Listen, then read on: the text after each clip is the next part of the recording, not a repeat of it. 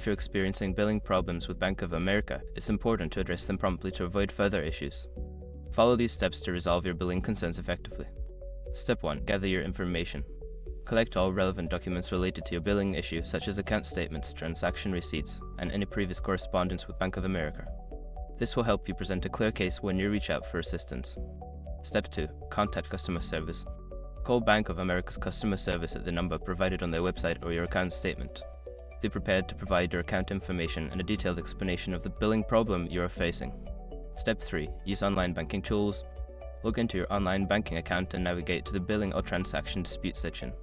Many issues can be resolved directly through the online platform, where you can submit disputes or inquiries regarding specific transactions. Step 4. Follow up in writing. If your issue is not resolved through the initial contact, send a written complaint to Bank of America.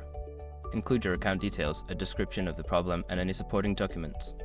Keep a copy of this correspondence for your records. Step 5. Escalate the issue.